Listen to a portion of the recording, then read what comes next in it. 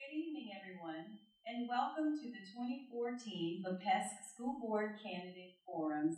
I am Mandy Mitchell, the chairperson of the LAPESC Candidate Forums Committee. The Lafayette Parish Public Education Stakeholders Council is a coalition of 16 independent education stakeholder groups with a common commitment to improve overall academic achievement, to eliminate the achievement gap, and to increase the high school graduation rate of all students. Our vision is to ensure a world-class education for every student in every public school with sufficient resources to unlock their transformative abilities so that 100% of our students reach their full potential and graduate from high school prepared to succeed in post-secondary education. Throughout the month of March 2014, 9 partner organizations teamed up to host a series of moderated roundtable discussions in order to listen and learn about the education issues most important to the Lafayette community. One overarching thread in the roundtable discussions was the need for all decision makers to continually focus on increasing student achievement and preparedness. The result of these conversations was the development of a common vision for our future. The vision is centered upon 3 themes: governance, facilities, and the 100% in, 100% out turnaround plan. Please visit www.commonvisionlafayette.org to learn more. At this time, I would like to thank the sponsors who helped bring these forums to you this week. We would like to thank the 705, the Greater Lafayette Chamber of Commerce, the Pugh Family Foundation, and United Way of Acadiana, and we also thank our partners, AOC and the Light Center. Thank you all for your attendance today, and thanks to those of you who are tuned in via AOC. This wonderful turnout is a display of the community's keen interest in public education in our parish. Candidates, welcome. And thank you for accepting the invitation to participate in this evening's forum. For everyone's benefit, I'll briefly cover the ground rules. The candidates will be asked questions from 7 select categories. Candidates, you will have 2 minutes to respond, and at the 30-second mark, our timekeeper will flash the yellow card, and then at the 2-minute mark, the timekeeper will flash the red card, at which time you must end your remarks. We will alternate who within each district gets to respond first so that everyone has the chance to do so. Please direct your responses to the audience and not your opponent, as there will be no rebuttals allowed because we have a very tight time frame, so use your 2 minutes wisely. We're asking the audience to please hold your applause until the end. And at this time, I'd like to ask everyone to please silence your cell phones and all other electronic devices as we are live on AOC. I am joined this evening by co-moderator Jason Huffman, fellow LAPESC member and Director of Organizational and Impact Strategies at United Way of Acadiana. Jason will briefly introduce the candidates present, and then we'll begin. Thank you, Mandy. Welcome, candidates. As I read your name, please wave to the crowd so everyone knows who you are. Mark Cockrum, District 7. Dawn Morris, also District 7. Eric Knezik, District 8. Jeremy Hidalgo, District 9. And Brian West, also District 9. Hunter Beasley from District 8 had a work conflict and will not attend tonight. As Mandy mentioned, we'll alternate the order of the questions for each time. Let's begin in the category of school system governance. During the community roundtables held earlier this year to develop the common vision, there was a repeated strong sentiment that the board oftentimes gets too involved in management and operations decision rather than focusing on the vision, goals, and policy for Lafayette Parish school system. The question is, what do you see as the school board's role and responsibilities versus the role and responsibilities of the superintendent? We'll begin in District 7 with Mark Cockrum. Thank you. And I'd like to thank y'all for hosting this event as well. First off, the role of the school board versus the role of the superintendent. In my opinion, the role of the superintendent is the CEO of an organization or business that he runs. And if the school board tries to interfere into that job description, the superintendent really never has his chance to do his job.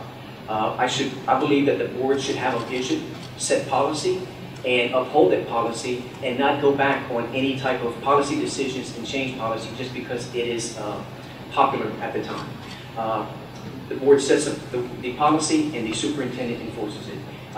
We analyze the budget and we finalize the budget as well. I just believe that the superintendent should be allowed to do his job. Thank you. Thank you. Also from District 7, Ms. Dawn Morris. Same question. What do you see as the board's role and responsibilities versus the superintendent's role and responsibilities? Well, first of all, both the board and the superintendent owe a fiduciary duty to the public that they serve to act in the best interest of the students and to be fiscally responsible. Beyond that, Louisiana state law and board policy establishes the roles and responsibilities of both the board and the superintendent. And governance between them should be collaborative and cooperative and not antagonistic. The board, by state law, serves in a policy-making capacity, and this is not a light task. Board policies are there to set a definite course of action, and they help guide past and future decisions. The policy should tell the administration what to do, but not how to handle things on a day-to-day basis. A superintendent's role is to comply with board policy and state law, to manage the daily operations of the school system, and to work with the board harmoniously. Thank you. Thank you. Next, District 8, Eric Kinesic. Same question. Your view of the school board's role and responsibilities versus the superintendent's role and responsibilities. My view is based off my experience both as a naval officer and a chief executive officer, owner of a company that I know. First off, I think we need to capture exactly what the school system is. Our school system is an entity with a $430 million budget, 4,500 employees, 31,000 direct customers, about 225,000 indirect customers. Our school system is held accountable to meet customer expectations. So to me, that sounds very similar to a business or a corporation. A board of a corporation is responsible for setting that mission. Where do we want to go? Setting policy, governance to get to that mission. They're also responsible for hiring a chief executive or a superintendent to carry out that mission. Now, to hire a superintendent, first off, you have to equip him and empower him. You have to hold him accountable, or her. What does equip and empower mean? Well, for me, that's like me saying, I have welders that work for me. Hey, go weld that, but not providing them a welding machine or welding rods or steel for that matter.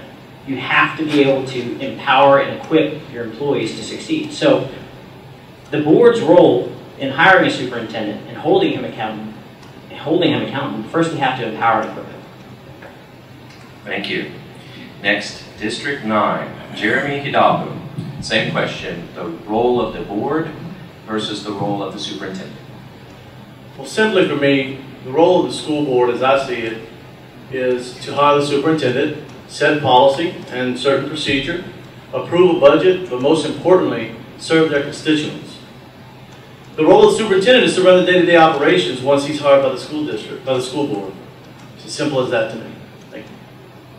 Thank you.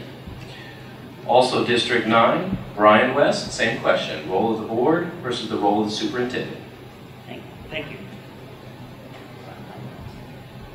Thank you. There we go. Lafayette Parish School Board is a management board. And a management board not unlike something I'm accustomed to already in the higher education system. The University of Louisiana system hires the president of the University of Louisiana, sets those goals, and that president has to meet that. This particular management board hires the superintendent and allows the superintendent to run his or her school district and allows the principals to run their schools. The school board also needs to know the difference between state law and local law. And that's something I studied up on when I was in Baton Rouge watching a legislative session this summer. Management board hires a superintendent, but does get to ask questions.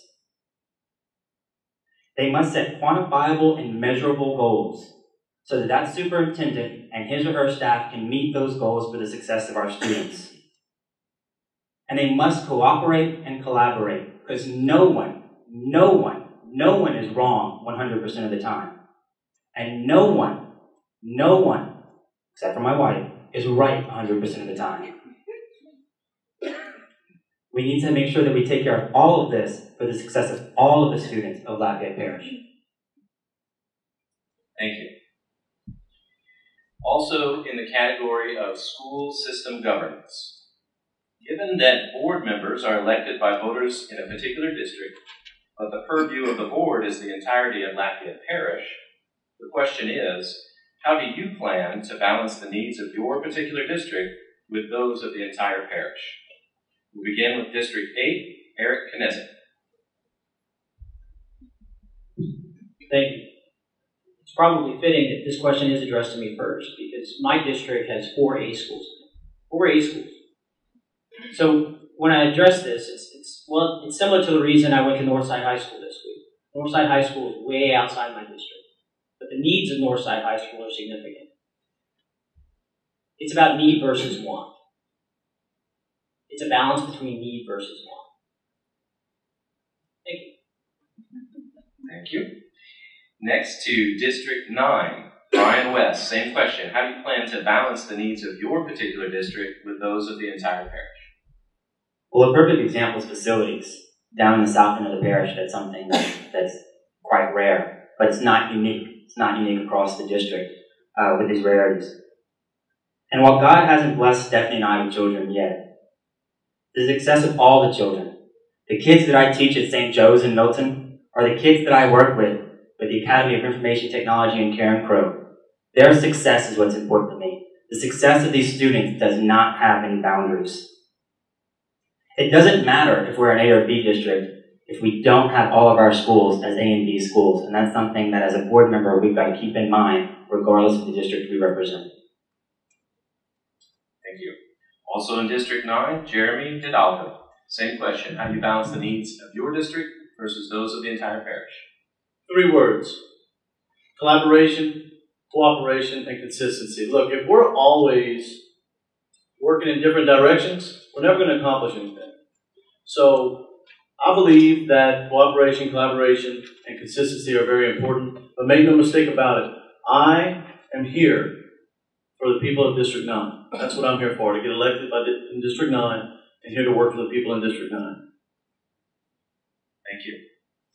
District 7, Mark Cockrum. Same question. Balancing the needs of your district versus those of the entire parish. Well, as a current sitting board member, the past 8 years that I have been in office, I believe my track record and votes have proved that I have supported every need of the school system that is addressed first. Just recently, of me, Kermit Bouillon, who's in District 5, and Shelton Cobb, who's in District 3, we have pretty much aligned ourselves, and if you look at our districts, we are spread all across the district. We see eye to eye in putting the children first, and that is what I have done since I have been in office, and that is what I will continue to do as well. Thank you. Thank you. In District 7 also, Dawn Morris, same question. Needs of your district versus those of the entire parish. Well, I think one of the greatest needs in District 7, especially down in the Broussard area, is a workable way to address the amazing growth that area is seeing and the overcrowding that's resulting in the schools and the lack of physical facilities for schools. So as a District 7 representative, I think that we need to look at a plan for addressing those particular issues in District 7. But you can't look at a district in isolation, but you have to take all of the needs of the entire parish and the entire district into account when doing that. And of course, like everybody else that's running for the school system, the needs of the students come first. Thank you. The next question is in the category of school district leadership. As a board, your most important responsibility is the selection and oversight of the superintendent to whom responsibility for administration of the school system is delegated. When you reflect on the last 2 years in Lafayette Parish school system, the question is, what is your assessment of the performance of the current superintendent, and what qualities do you look for in a superintendent? We'll begin in District 9, Mr. West. With regards to the current superintendent, we may not be where we want to be now, but we're not where we were. We are making improvements with the metrics that have been currently given to us.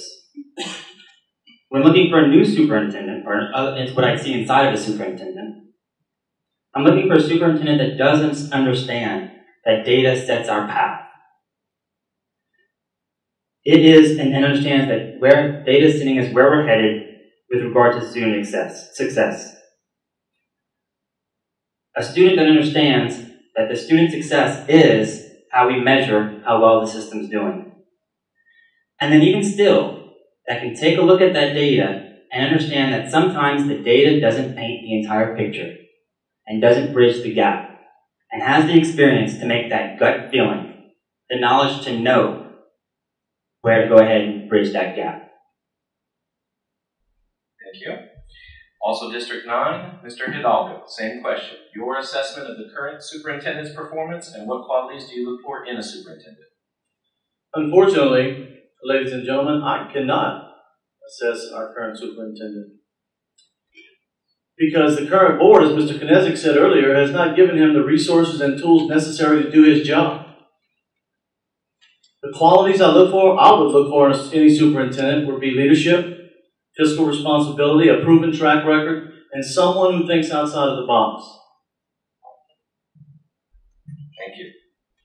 Next, District 7, Ms. Morris. Your assessment of the performance of the current superintendent and what qualities do you look for in a superintendent? Well, the qualities that I would look for in a superintendent is one who can effectively communicate with the board, with the staff, with parents and students, and with the community. This should also include the provision of accurate and transparent reports on the progress of the system and the programs within the system to the board and to the community as well. A superintendent should be able to inspire and to excite the teachers and educators within the system to keep morale high, and to have an open door policy for them to bring grievances and complaints. A superintendent should inspire trust, should demonstrate honesty, integrity, and ethical behavior, must comply with the laws and the policies of the system, must be an effective leader who can successfully manage a complex system, must collaborate with the board, and must always keep the best interests of the students in mind. My assessment of Dr. Cooper's performance is that I believe Dr. Cooper is a visionary and that he has some really incredible ideas that could work to improve our system. However, I believe that he's also very divisive and very polarizing, and I think those qualities prevent him from being the most effective leader that he can be for our system. Thank you. Also District 7, Mr. Cochran, same question. Your assessment, rather, of the performance of the current superintendent and what qualities do you look for in a superintendent? Well, I guess my current assessment of the current superintendent, it is really hard to put an assessment on the current superintendent. But what I've seen, he has been brought in and has been handcuffed as soon as he has been brought in. Very hard to put an evaluation on being handcuffed, not providing the necessary textbooks, school books to students. The performance that we used to evaluate our superintendent was basically a tool that evaluated the relationship between the board and the superintendent. Now, if I were to correctly evaluate a superintendent, I want a superintendent evaluated on objectivity, which deals with facts and facts alone. And I believe that we can implement that according to the turnaround. My qualities for a superintendent, I want a superintendent that has vision, believes that all children can learn, and passion. Thank you. Next, District 8, Mr. Knezik, same question. Your assessment of the performance of the current superintendent and what qualities do you look for in a superintendent? So I'm going to answer this question backwards. Hiring a superintendent is very much like how I hired the president of my company. I own my company, we're partner, and I do. But we hired a leader to run our company. when we hired him, just like the views I have on what a superintendent should have, we were looking for somebody with proven past performance. Has this person demonstrated proven past performance in a similar situation somewhere else? 2, leadership. Does this person have leadership ability to take us from where we are to where we want to be? And 3rd, does this person have a plan to get us there? Do they have a plan with measurable milestones, potential funding sources, dates, that those achievements should be accomplished? My assessment of Dr. Cooper is, yes, he has all of those 3 skill sets. Now, as with many leaders, is he a little rough around the edges? Yeah. But some of the most effective leaders, including me, have been rough around the edges. Ladies and gentlemen, I have led Navy Seabees, Navy deep sea divers, commercial divers, marine construction people, welders. All those folks are a little rough around the edges, but they're superior performers, and many of them great leaders. So my assessment of Dr. Cooper is, yes, he meets the requirements of proven past performance, leadership, and he has a plan. Thank you very much. Let's talk now fiscal and budgetary issues. Lafayette Parish School System began this fiscal year with a deficit of over $20 million, citing contributing factors such as increased retirement and health care contributions, while the MFP from the state remained flat, increased investment associated with the turnaround plan, and dollars following students to the new charter schools. So this is a 2-part question. Given this year's budget shortfalls, what would have been your approach for addressing the needs of Lafayette Parish School System? And do you believe additional revenues will be needed in the long term in order for our school district to be a high-performing district? And we'll begin in District 7 with Ms. Morris. Well, first of all, the school system needs to live within its means. We know from the prior forums that the charter schools that have come into Lafayette the past year have already reduced the board's budget. And a recent report from the Department of Education for fiscal year 14-15, reporting on the cost of charter schools per district, reports that $9.8 million was the impact on charter schools in Lafayette. Now, if you subtract from that the savings and expenses that the school board did not have to pay for those students who went to the charter schools, it's a net loss to the school system of about $7.8 million. And we need to keep in mind that our school system budget for next year will be impacted by 2 additional charter schools. And there was a small increase in enrollment for this school year, but the way that the MFP works for that is there's a delay of a year. So monies the school system receives for those students won't be seen until next year, and that's going to tie in also with the deficit from the 2 additional charter schools. So I think we need to look at what resources we have available and work with what we have. And one of the ways to do that is to perform a cost-benefit analysis of the programs that we currently have in place to determine which ones are working and which ones are financially feasible, and get rid of the programs that are not working and don't make financial sense. We may need additional revenue in the future, but before we ask the community to increase property or sales taxes, we really need to improve trust and honesty and integrity within the system. And in prior forums, some of the candidates have talked about the current board's failure to renew a 15-mil property tax. But it's important to compare apples to apples. That 15-mil property tax was passed in the 70s for very specific dedicated bond projects. And over the years, it's remained on the books for several years as well. I'm sorry, thank you. Thank you. Mr. Cochran, same question with a slight twist, as you are a sitting member of the board. I do believe that you voted against the budget. So my question to you is, what would have been your approach to addressing the needs for our school system? And the second part is, do you believe additional revenues will be needed in the long run? Great question. First off, I'd like to say that Lafayette Parish, we ranked 64 out of 69 parishes on how we fund our public education system. For the current growth that we are experiencing, our community, we are underfunding our public school system, which is important to the community, to the continued growth of our community. So will additional revenues be needed? Of course. Before that happens, we need to show the public that we are responsible and physically responsible to use the money that they would have to give us. What would I have done differently this year? Very easily. I would have met with staff and figured out what plans we could cut and not hurt education in the classroom. And I can tell you from a sitting board member, that was not done. And this was the first time on the board in my 8 years that I saw no communication between the school board and the central office. And it was a shame because cuts were made in the classroom and that should not happen. Thank you. Thank you. Same question to you, Mr. Eric Knezik. What would have been your approach to addressing the budget shortfall that we faced this fiscal year? And do you believe that additional revenues will be needed in the long run? First off, I want to address that the problem we saw this year is a symptom of a much, much bigger problem, and that's what I want to address right now. Absolutely. We absolutely, unequivocally need more funding. As Mark mentioned, I want to make sure that the media and everybody's paying attention right now. Everybody, please pay attention. 64 parishes in Louisiana.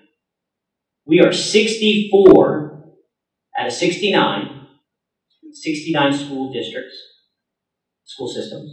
64 out of 69 in funding dollars per pupil in education. How do we expect to achieve superior results? How do we expect to even be in the top 10 in Louisiana if we are allowing ourselves to only fund our school system to a point where we are 64 out of 69 in our state?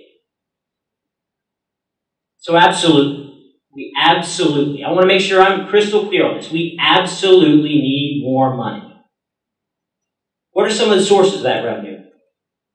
Some of the things that are already on the books, we have an existing sales tax. I don't think that we are necessarily collecting our sales tax as efficiently and effectively as we can. So we can increase revenue just by looking at and overhauling our existing sales tax collection, which is a responsibility of Lafayette Parish School System. There are other sources of revenue. Section 16 lands, something you may want to look up. I don't have enough time to explain it. Those are potential sources of revenue. Tangipahoa Parish just signed a $1 million lease for mineral rights on their Section 16 lands. And finally, to address this year's problem, you don't let problems like that creep up on you. You plan ahead. It wasn't a surprise. So again, it goes back to need versus want. Need versus want, balancing the budget, much like you would balance a budget in a corporation. We have limited resources. And until we fund our school systems the way they should be funded, we will continue to have limited resources. Mr. Knezik. Moving over to District 9, Mr. Hidalgo, would you answer the same question? What would have been your approach to addressing the budget shortfall? And also, do you believe additional revenues will be needed in the long run in order for our system to become a high-performing school system? You know, we pay our superintendent a lot of money to do his job, which part of it is to construct a budget. So how about we start off with the approach of collaborating with our superintendent to review the proposed budget and make sure that it meets the needs of the district with the monies that we have in hand. Is that always going to flow that easy? Of course not. Yes, I do believe we need additional revenue. But until and unless we restore trust as a governing body of this school system, I don't expect any business and or taxpayer to come to our rescue. Thank you. Same question, Mr. West. What would have been your approach to addressing the budget shortfall? And do you believe we'll need additional revenues in the long run? Thank you. One, I wouldn't have been in favor of such deep cuts. Two, something they taught me in business school was about projecting sales. And that's not something that this board did. They budgeted flat on the sales tax. I believe the increase was roughly 6% over the past couple of years. I don't say use the whole 6%, and I'm not saying that would have made up the whole difference, but maybe about 3%. And it's some convoluted math I'd love to tell you about, but I didn't go to math school, so I can't really explain that to you. Another thing, the board requires a 3-month requirement themselves, but that's something that the Government Financial Officer Association says 1 to 2 months is fine. So maybe we could have used some of that money to go ahead and put towards what we're going on right now. And basically, that's the rainy day fund I'm talking about. And I guess when we're talking about such a deficit, and if it's the rainy day fund, if that wasn't a rainy day, I don't know what is. So I think that I know that I would have dipped in a little bit of that. As far as additional revenue being required, yes. But when it comes down to a tax, I do believe that the people of Lafayette Parish are interested in this type of investment for the success of their kids and for the students. But what we've got to do as a board is invest back in their trust. Thank you very much, Mr. West. Let's talk about school system facilities. It is no secret that within Lafayette Parish, we have our fair share of issues with school system facilities. The average Lafayette Parish public school building is more than 47 years old, which significantly exceeds the national average. So with Lafayette Parish school system facing overcrowding at some schools, aging facilities at others, and technology upgrade needs at most, how would you propose addressing these critical facilities needs? And we'll begin in District 8 with Eric Knezik. Thank you. First thing I want to do is paint a picture of how much dire straits our facilities needs are in our parish. We have a $500 million, that's $500 million, maintenance and renovation backlog in our parish. $500 million.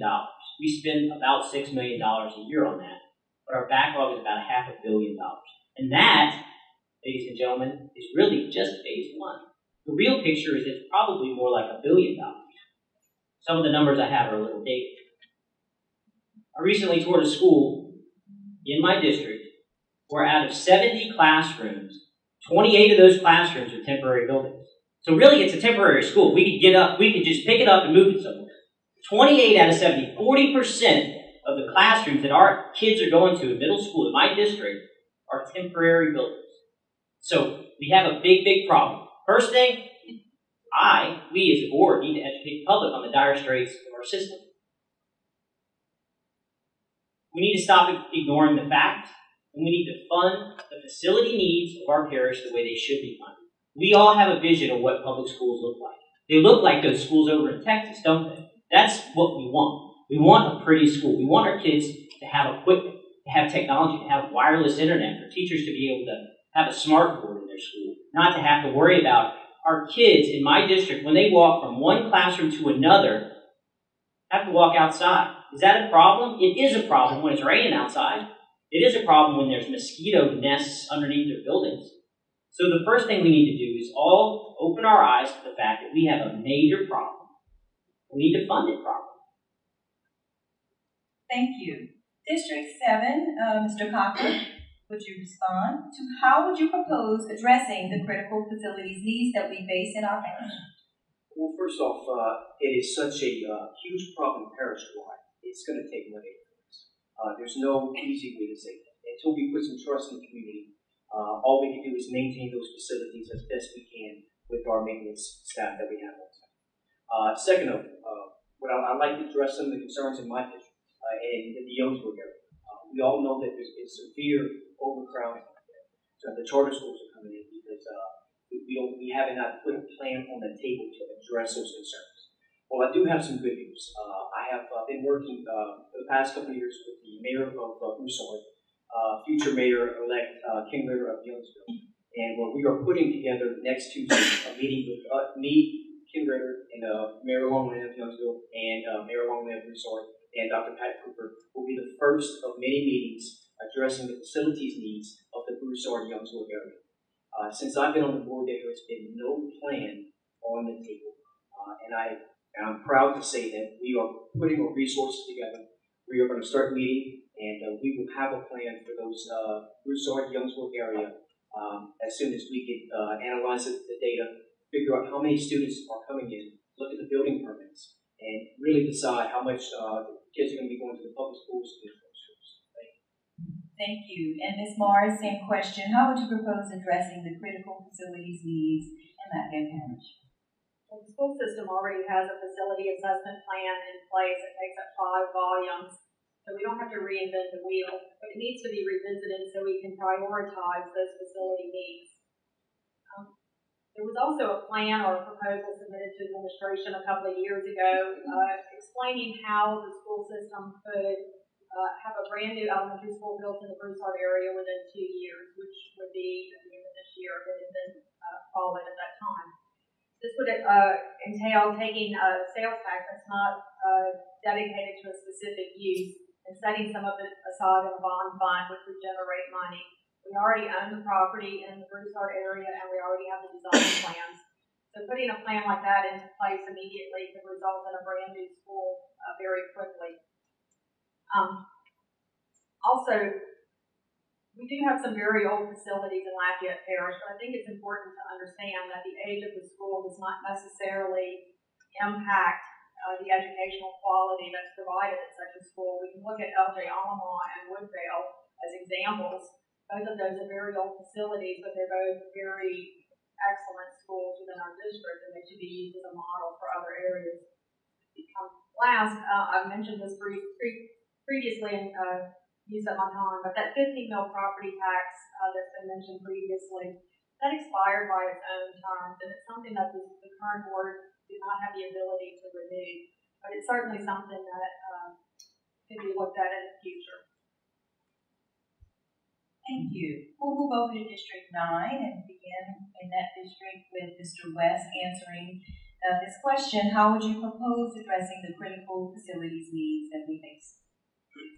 One of the issues is we do have something district-wide, and it's not just something of a matter of overcrowding. I mean, we're talking about infrastructure that can't handle technology that's going on. I mean, I've heard stories of rooms with computer labs that if all the computers were turned on, it blew the power circuit. I mean, if we can't even get the power to the computers, we can't even operate the technology to get what we needed done inside of that. And 47 years old. 47 years old, huh? 47. Okay. The other thing, as far as South Lafayette Parish, I look forward to working with the superintendent and the mayor of Youngsville, the mayor of Broussard, their respective city councils on getting some schools built down there. I know that the mayor of Youngsville has got a priority for high school. I think that's great.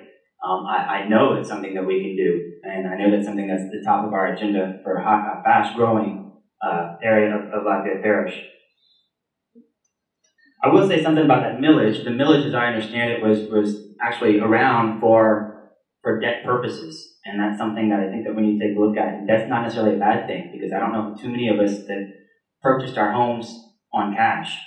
So if that's a way for us to pay off debt, I think that's a healthy way to utilize a particular tax purpose. Thank you.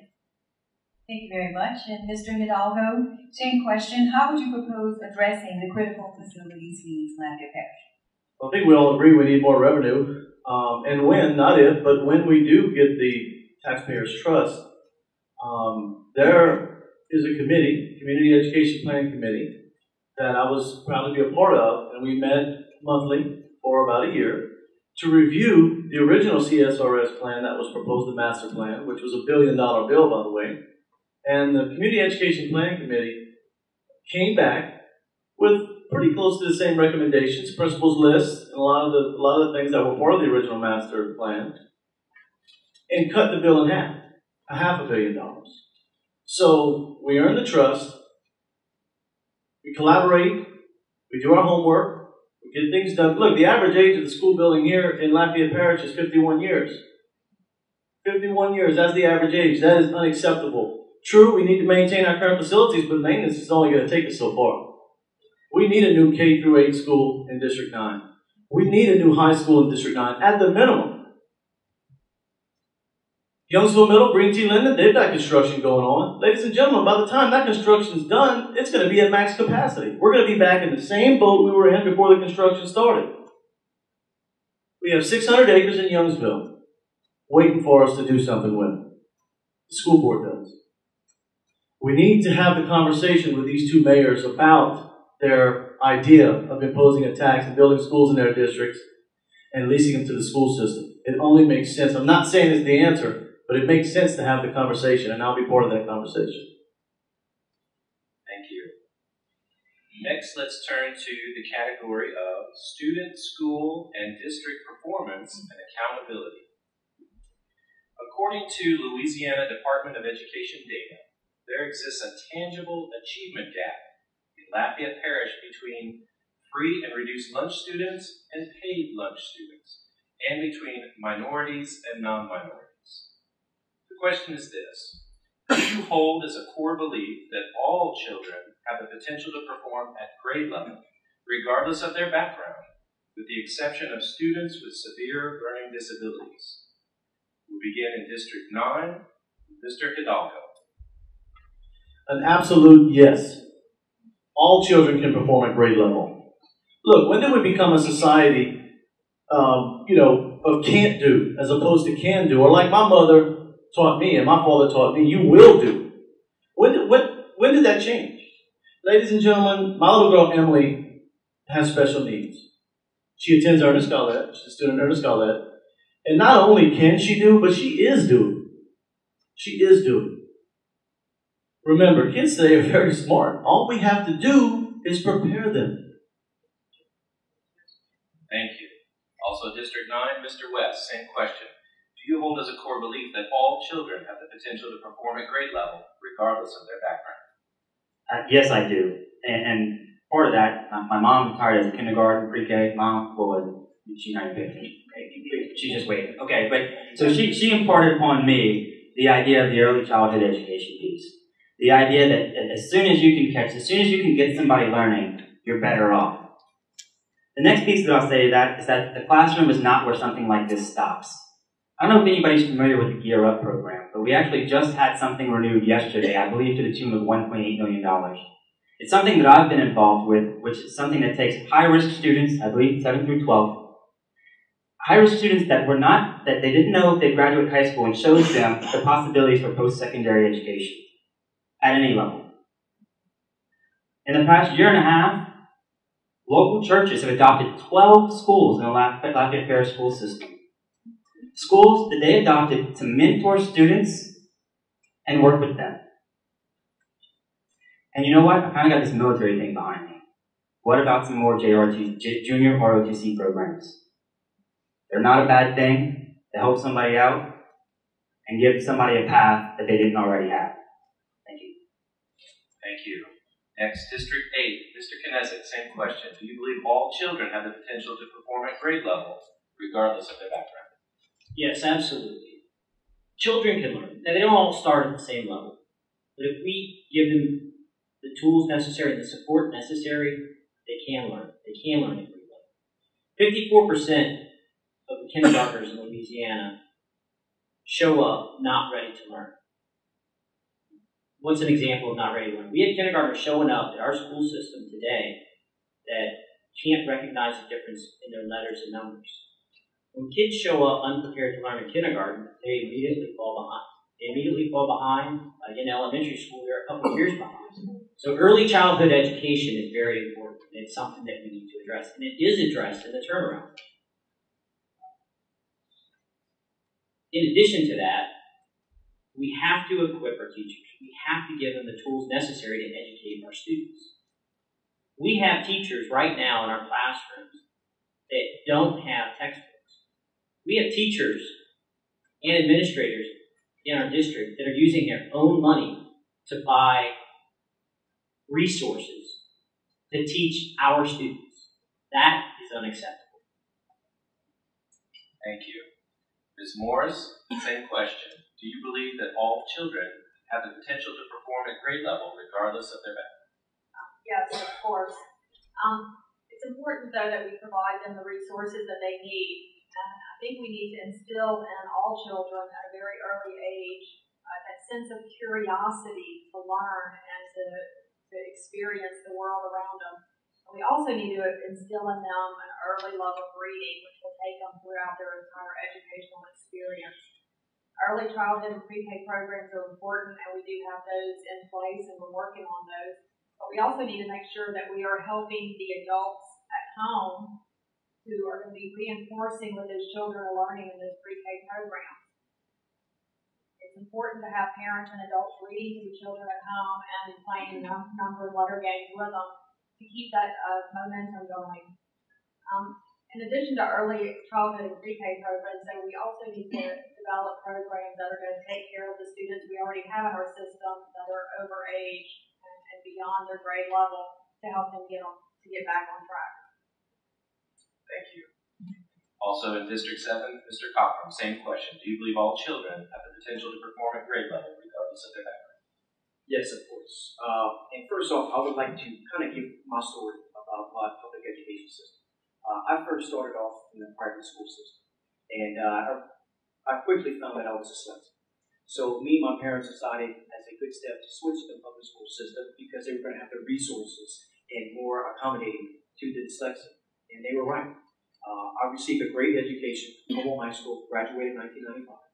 And it has allowed me to come and sit on this board for 8 years and give back to my community. Also, I believe that my votes since I've been in office, as you can see, and I challenge anyone to look at my record to see where my heart is.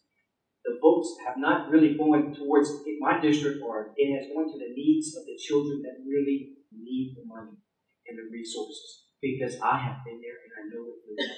I was a child that fell through the cracks, and I don't want one child to fall through while I'm in office. Thank you. Thank you. Our next category is charter schools and privatization.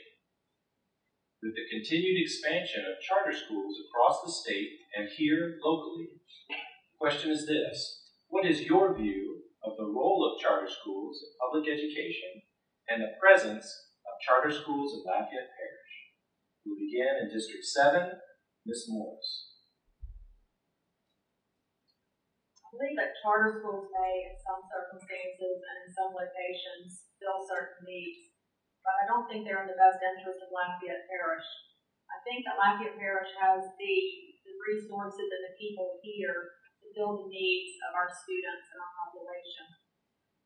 For example, we have the Friend the Band program that we can expand on to go into those areas where additional help is needed, either tutoring, adult education to help those parents to reinforce what their children are learning. We have an incredible university here. We can look at developing a university lab school that could work in conjunction with schools like J.W. Hawk or Catherine Drexel and Bruce Hart or any of the other schools. And we really need to support and expand the schools of choice that we already have within our system. Northside High School is not within my district, but it has an amazing law school of choice. And I think that we need to use some resources to get the community involved and to have lawyers and judges and other legal professionals to go in to help those students and to mentor them. And I think that can be done with all of the schools of choice within the district.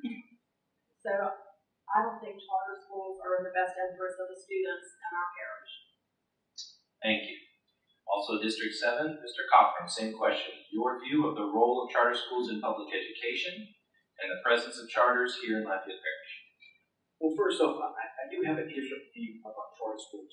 I live in a district that is expanding, and it's overcrowded, and it's a lot of people who are moving into the district, and District 7 is receiving actually 2 more charter schools. And I have talked to the mayors, talked to the parents, and it has provided an option and an opportunity for new schools to come into the district when the school system doesn't have the funds to expand just yet. And more importantly, it gives an option for the parents to not only be stuck with a failing school, they have an option not to send their kid there. So they can play an important role in our community. They're here and we have to deal with the charter schools. It is a public school funding. It is teachers, it is Lafayette Parish teachers that are teaching there, and it's Lafayette Parish students that are attending these schools. And from the reviews that I'm hearing, the parents are extremely excited about the charter schools here in Lafayette. And I think it brings good competition to the Lafayette Parish school system. Thank you. Thank you. Next, District 8, Mr. Kneset, your view of the role of charter schools in public education and the presence of charters here in Lafayette Parish. First, I think it's important to point out that the charter schools that we have are here by state mandate. I am supportive of the fact that our charter schools are providing our parents a choice. There are a lot of parents that have elected. There are teachers, first off, our teachers, other teachers who have elected to teach at those charter schools. There are students in Lafayette Parish that now have a choice to go to a high-quality school. It's alleviating some of the overcrowding issues that we have. They are being provided a quality education. I would prefer to see charters managed at a local level, a local parish level. One of my plans as a board member is to work with it. It's not over, folks. We can work with Bessie. We can work with the charter boards. And just like we reestablish trust in the community, we can probably sell the charters on the idea that maybe it would be better if you were managed and reported here to the local parish. Maybe it would be good if we had a symbiotic relationship. That is still possible. There is an appreciable funding impact due to the charters. It's arguable if it's $3 million or $8 million. I don't think that number necessarily is important right now, but there is an appreciable funding impact. That's not over either. We can work with our state legislators to address those funding issues. So that would be one of my plans, work with our state legislation to clearly identify the fact that charters are affecting our budget. We are losing money. Again, the amount is arguable, but we can address it. Finally, in my last 30 seconds, I want to address this private companies spending public dollars. Who do you think built this building? It was a private contractor with public dollars. Who do you think built the road that you drove here on? The model is out there, folks. My company as well spends federal dollars to perform a service to the U.S. government. So the argument that you wouldn't want a for-profit company spending public dollars is just plain wrong. Thank you. Next to District 9, Mr. West. Same question. Your view of the role of charter schools in public education and the presence of charters in Lafayette Parish. I think the charters have a place. We've got to make sure, which is required. We've got to make sure that we do our due diligence. We've got to make sure that they're viable. We've got to make sure that they're not overnight. They're not taking flight as soon as they get here.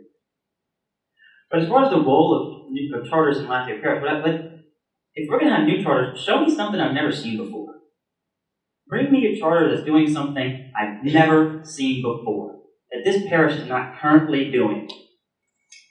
That is an amazing idea for a charter. Blow my mind, which, by the way, is hard to do. I go to Fall Frenzy, and I see the schools of choice, but still, blow my mind. Show me something that I don't see already in this parish. That's an idea for a charter. And I'll end with this. The actual success of our students is what's most important. And if that path is charter, then so be it. Thank you. Also, District 9, Mr. Hidalgo. Your view of the role of charters in public education and the presence of charters in Lafayette Parish. But what our school system is not doing is building schools. You know, at first, the charter schools were blamed for the whole deficit. Then 15 million. Then I heard 12 million. Tonight I heard 9 million. Last night I heard 2.5 million. We don't know what the number is, ladies and gentlemen. I see two roles for charter schools, academic and overcrowding. I don't want to see Lafayette Parish school system turn into a charter system. But I do know that this year 1,000 students left our school system to go to charter schools. Enrollment is up by 400. That means that's 1,400 additional students in our school system. Where would we, I ask you, where would we have put those children had it not been for charter schools this year? They're here, it's the law, and it's our responsibility to work with them. In the meantime, how about we work on making our school system a better system so parents will want to send their children to our system because it will be a better system. Thank you. Well, let's switch gears and talk about strategic planning. One of the most important responsibilities of the school board is to work hand in hand with the administration on the development of short and long-range strategic plans for the school system.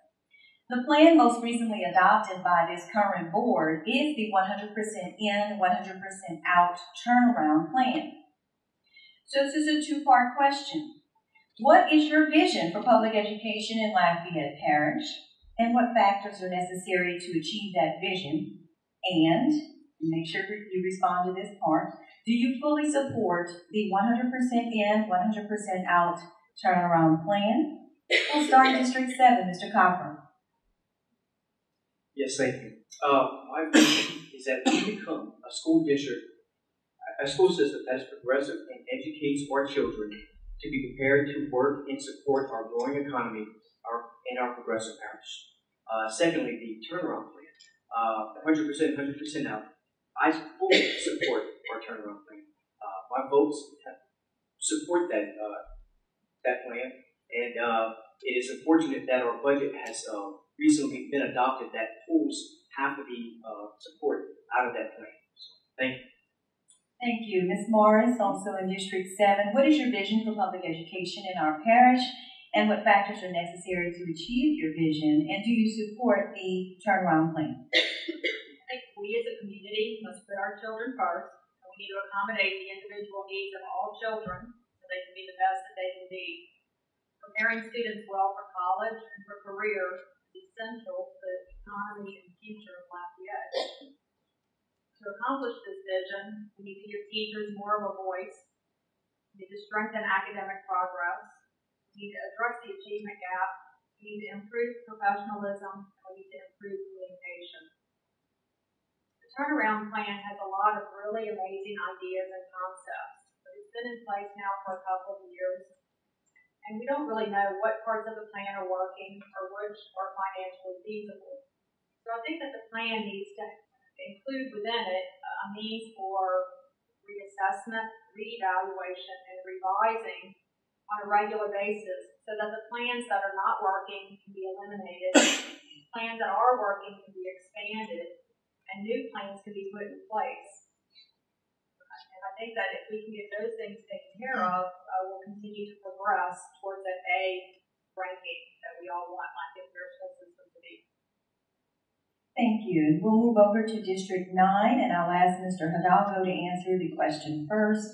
What is your vision for public education in Lafayette Parish, and what factors are necessary to achieve that vision? And do you support the 100% in, 100% out turnaround plan? Thank you. My vision is 100% graduation rate, 0% dropout rate. I want to see the quality of education here available to all students in Lafayette Parish, a quality education. That's why I support the turnaround plan. Anything less is unacceptable, ladies and gentlemen. I want results, not excuses. I want more money.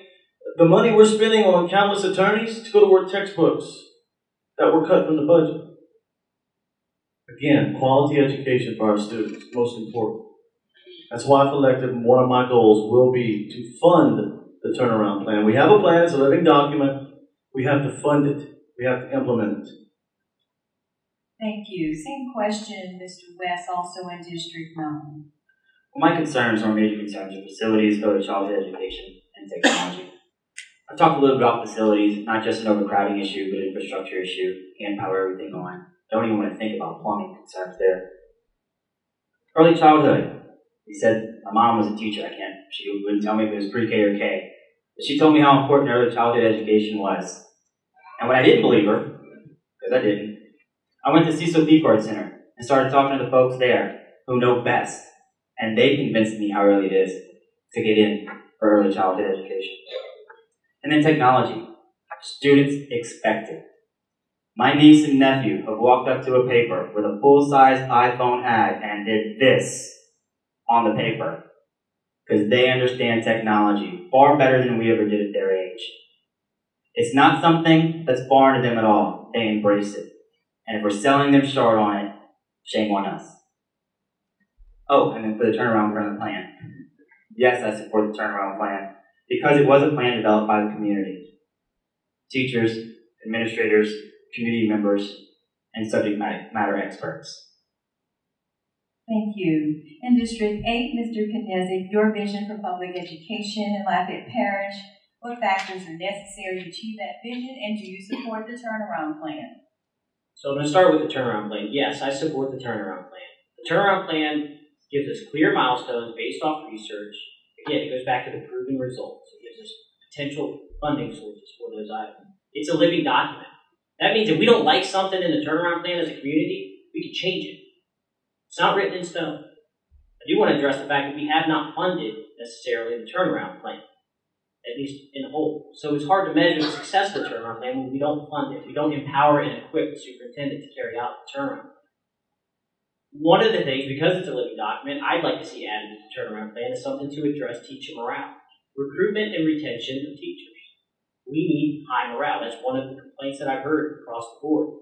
So one of the things that we can hold the superintendent accountable to is measuring that morale by measuring definable milestones for him to recruit and retain the teachers under his employment. So back to my vision. Hopefully I have enough time for this. Shining light of education. I want Lafayette Parish to be the shining light of education. That means the best school system between Houston and New Orleans. That means the #1 school system in the state. We can't get to be the #1 school system in the state when we're 64th in funding that. We just can't do it. So we need to address the funding issues. When the tens of thousands of people are moving down to South Louisiana, I want you to picture this. Tens of thousands of people from across the country, from across the world, are moving to South Louisiana because of the LNG economic boom. They're moving here. They're going to choose a place to live somewhere between Houston and New Orleans. I want them to choose Lafayette. I want them to choose Lafayette because of the diversity of business, the quality of culture, but primarily the quality of public education available to their kids. That can be accomplished. But we have to open our eyes to this funding issue. Thank you. Thank you very much. We have now come to the final question of the evening. The most important question facing the voters this fall is why they should cast their ballot for you. Please take this time to tell the voters why you should be elected as their representative on the Lafayette Parish School Board, and we'll begin this final question over in District 9 with Mr. West.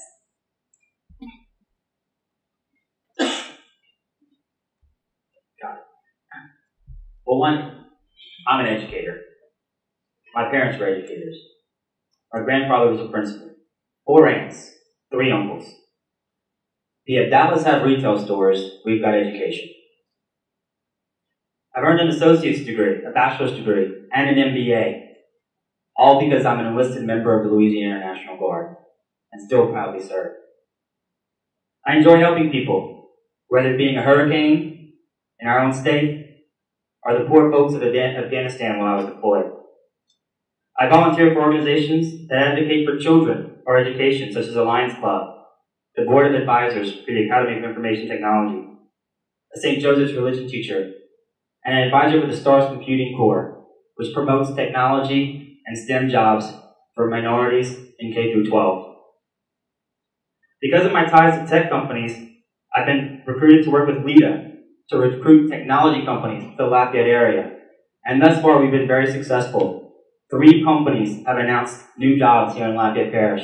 I think it's 1,000 new IT jobs over the next 5 to 10 years. Most importantly, the students that come to me at the university are good. But I want to be a part of the reason that they're going to be better. And when they're better, I want to be a part of the reason that they're going to be the best. Thank you. Mr. Hidalgo, why should the voters of District 9 cast their ballot for you? I don't claim to be a good public speaker, but I am a good public servant. In fact, all of my adult life, I've been serving my community in one form or another. For many years now, I've held leadership positions in several community organizations, which I'm proud of, and I believe have prepared me to be your school board representative. I'm here tonight not for special interest, but because I have a vested interest. My wife is a teacher at Ernest Scollett. I have a daughter who's a student at Ernest Scollett, Emily, and my youngest daughter, Reagan, will be a student in the public school system soon enough. Ladies and gentlemen, it's time for common sense leadership in District 9. That's what I bring to the table. So I ask you to help me, help our children, and please vote for me, Jeremy Hidalgo, on November the 9th. Please remember to go out and vote.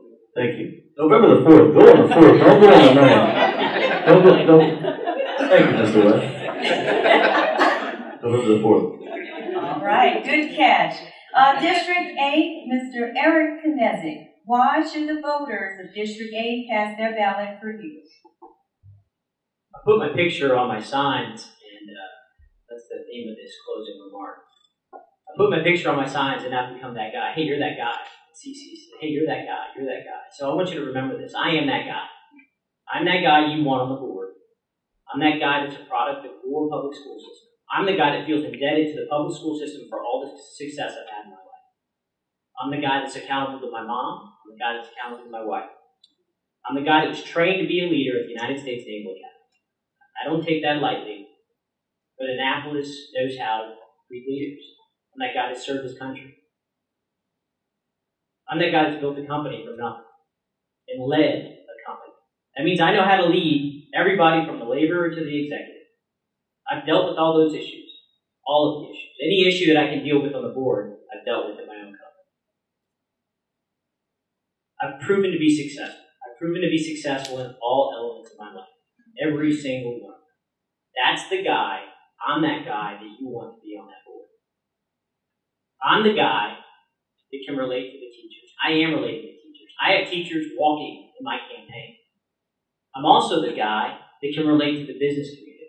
That can sit in a boardroom and does sit in a boardroom with our community's business leaders. I'm the guy that's going to build that community coalition.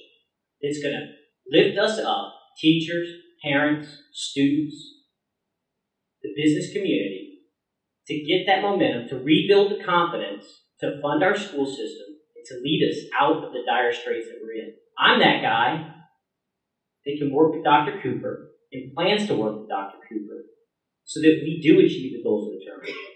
Remember, I am that guy. November 4th, I am that guy. It is Knesset, by the way. You don't have to worry about how to pronounce it. Just look for the K in your book. Thank you.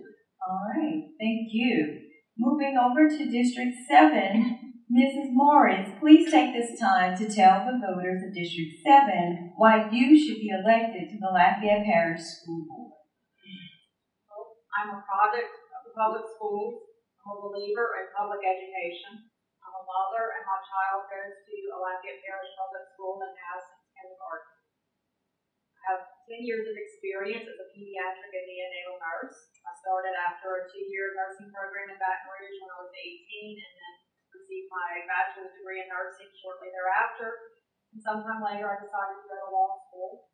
I've practiced as an attorney for 14 years, and most of that time as an education lawyer. I've represented the Lafayette Parish School Board in the past, and I still represent the Vermilion Parish School Board in certain litigation matters. I'm familiar with the Lafayette Parish school system, and I'll bring not only my unique educational background, but my extensive work experience to the table as well. My opponent has sat on the board for 8 years, but I think it's time for a change. I think I can bring a fresh and new voice to the board. I'll research the issues that the board is addressing and be prepared to discuss those at the meetings.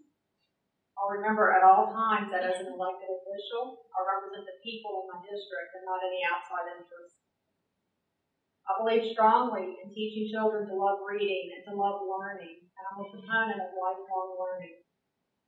I want my daughter to be proud of the education that she receives in the Lafayette Parish school system. Lafayette is a great community, and with the people and the resources we have here, we can have a great school system, and I want to be part of that. Thank you. Thank you, Ms. Morris. And last but certainly not least, Mr. Cochran, please take this time to tell the voters of District 7 why you should be re-elected to the Lafayette Parish School Board. Thank you. Hey, aren't you that guy? First off, what I want the voters to know about me is that I am a product of our public education system. I was born and raised in Lafayette, Louisiana, and I graduated from Como High School in 1995 and has represented District 7 for the past 2 years.